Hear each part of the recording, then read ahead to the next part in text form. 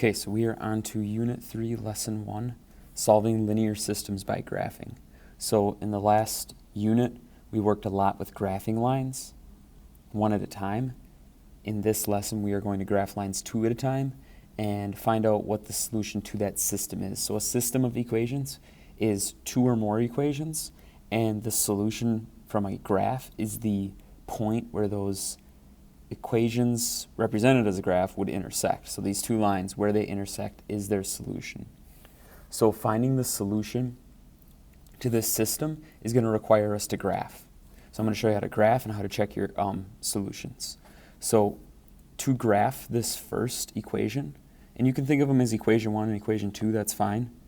But this equation, the way I would graph it, is I would find the x-intercept and the y-intercept. I think that would be the easiest way.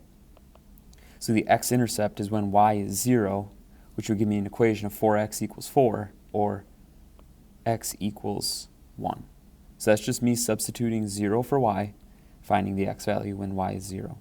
For the y-intercept, kind of review, it's when x is 0. So if I substitute 0 for x, that makes this equation 2y equals 4. So y is 2. So my first equation has an x-intercept of 1 and a y-intercept of 2. And I'm going to just kind of, you see how those two dots are connected?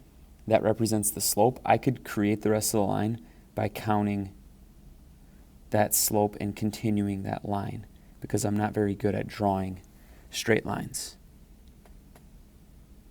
as you can see. Okay, so in my next equation, I'm going to erase this mess right here. In my next equation, finding the x and y intercept might be a little more tricky, but we'll show kind of how to work with that. So the x-intercept for this is when y is 0.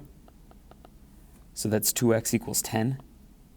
So my x-intercept is x equals 5. Okay. And then for my y-intercept, that's when x is 0. So that's negative 3y equals 10. So my y-intercept is going to be negative, or y equals negative 3 1/3. So to graph that, it's a little more tricky. I'm going to do my x-intercept at 1, 2, 3, 4, 5. And then my y-intercept at negative 3 1/3. So 1, 2, 3 1/3 is going to be tough to graph, okay? So I'm going to connect those best I can. And what it looks like my equations intersect at that point. So my guess is that my solution is the point 2, negative 2. And you can verify that guess. And the way you can do that is you can substitute 2, negative 2 into each equation and see if it makes each equation true. So I'm going to kind of block this off, and I'm going to plug in, 4 times 2 plus 2 times negative 2, and that should equal 4. So that equation becomes 8 minus 4 equals 4. 4 equals 4, so that's true. So it's a solution to that equation, which is good. Now it's got to be a solution to my other equation too. So if I substitute into the other equation, it would become 2 times 2 minus 3 times negative 2, and that should equal 10. So this is 4 minus negative 6, which is like 4 plus 6. That equals 10. 10 equals 10. That's also true. So this is a solution, in fact. So it's important for you to graph, but graphing by hand can be messy sometimes, so it's important to check your solutions that way. So in this next example, I'd like you guys to try and graph this on your own the best you can, and then check your solutions with me at the end. So I'll give you a second to pause and try this guided practice number 1. Okay, so to explain the solution to this one, 1, negative 6, I found the x and y intercepts of each, and then I graphed them the best I could. It looked like they crossed at the point 1, negative 6. So if you have any questions about me finding the x and y intercepts, you got to let me know. So I got the point 1, negative 6. I substituted in. It created true equations for both equations. So that means 1, negative 6 is a solution to the system. So if you're graphing by hand, it's a really nice habit to form of substituting in your solution to verify that it's a solution. So from that, we're going to talk about types of solutions to equations. So solutions can have systems can have three different types of solutions. They can intersect one time. That makes them consistent, have consistent solutions, and independent of each other because they're independent lines. They're not the same line. So sharing a solution makes them consistent. Being their own separate line makes them independent. Systems can have infinitely many solutions, meaning they are the same line. So those are consistent because they share solutions, but they are dependent because they share all their solutions. They're not independent lines of each other. And then the final type of solution you could have no solutions. The lines could never cross, making them inconsistent. So consistency means, are they consistent with at least one solution? If they share solutions, they're consistent. If they're their own line, they're independent. So in example 2, we're going to solve an equation with more than one solution. So that kind of tips us off. But it's still important to remember how to graph these. And it's nice. I like graphing them using intercepts. If you have a different way, let me know. I'm not going to force you to just try it my way every time. So here, negative 2x plus y equals 4. My x-intercept, negative 2x equals 4. My x-intercept is x is negative 2. And then my y-intercept, pretty simple, y is 4. So I've got the point x-intercept of negative 2, y-intercept of 1, 2, 3, 4. And I'm going to connect those best I can, graph that best I can, and then for the equation number 2, my x-intercept is going to be x is negative 2. My y-intercept, y is positive 4. So for this, negative 2 is my x-intercept. My y-intercept is positive 4.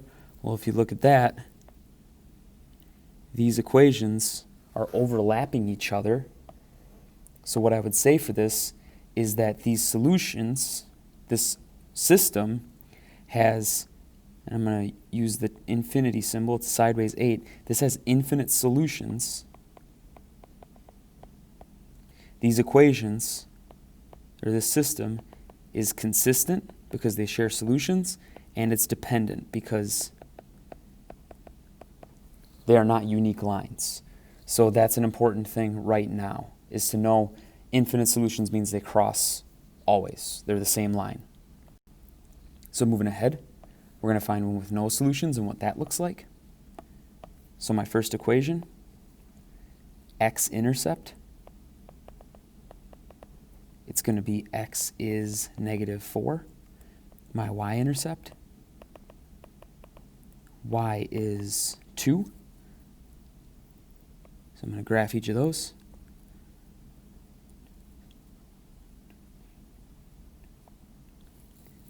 I'm going to graph my line. I'm going to move on to the other equation. My x-intercept is x is 2, positive 2. My y-intercept, y is negative 1. So I've got the x-intercept of 2, y-intercept of negative 1. So you can kind of extend that line a little bit knowing those 2 points. And if we drew this correctly, these are parallel lines. They're never going to intersect. So if they're parallel lines and they never intersect, this has no solutions, okay? Making this system inconsistent. So I want you to include those 2 things and kind of understand what inconsistent and consistent means, okay? So since they're parallel, they will never intersect. They will never have solutions that they share. So moving ahead, I want you to try the guided practice and then check your answers with me. And we'll move on to just a word problem, and then you can move ahead in the lesson. All right, so I'm going to apologize in advance for these two guided practice problems, but these two are tough to graph because they involve fractions. So a lot of it's a guessing game sort of at first, and then you can kind of verify your solutions. One other thing that I'm going to encourage you to do is use Desmos to graph and verify just to make sure, because what I care about more is that you understand kind of how to solve them later on algebraically and then check your solutions using Desmos. So I still want you to show the work of graphing these and all that, but checking the solutions is going to be the important part to verify. So for number 2, I got my X and Y intercepts. I graphed them each, and I did my best, but it looked like they got close to intersecting at -4, 3. That's why I got that as my solution. And if you want to plug those in to verify, you're free to do that. You're also free to go onto Desmos and double check and graph each of these, and then just click where they cross. In the second one, it was a little bit easier because there was less of a difference between more of a difference between the lines. So this appeared to cross at 1, 1. And if you verify that, that should hold up. So if you have questions on the graphing part, let me know. But remember, you can always check using Desmos. So just remember that. Example 4 is going to be one where we kind of continue with this idea throughout the next few lessons. So reading this and defining variables and all that stuff is important. So it says, at an ice cream shop, one customer pays $24 for 4 sundaes and 6 milkshakes. A second customer pays $25 for 5 sundaes and 5 milkshakes. How much do each of them cost? So we're going to talk about how to solve this a different way later on. But the first customer, so I'm going to say customer 1. We'll do customer 1 in red. 4 sundaes and 6 milkshakes. We're trying to find the cost of each. So let's say X is a sundae. Y is a milkshake. And our graph kind of gives that away, but that'll help. Okay, X and Y usually helps just because it helps you with graphing. So the first customer, the equation I would write is 4 sundaes times X dollars a sundae. And I should have put money next to it, the cost of them, and plus 6 milkshakes at Y dollars a milkshake. So their bill was $24. My second customer,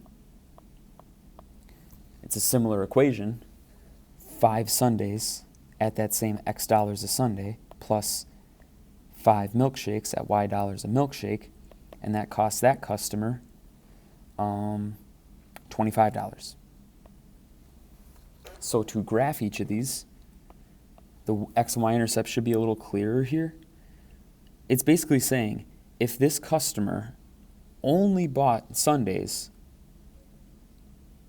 what would the cost be? So we're going to talk about that in a second. So the x-intercept for the first customer is going to be 6, 24 divided by 4. The y-intercept of that first customer is 24 divided by 6, which is 4.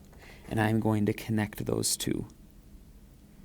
And I did a crappy job, but you guys will do a better job than me. I'll explain at the end. That was bad. I'll fix that best I can.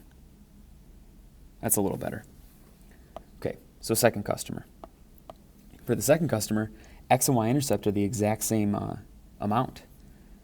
X-intercept is 25 divided by 5. Y-intercept, 25 divided by 5. So with these customers, I am going to connect these two best I can.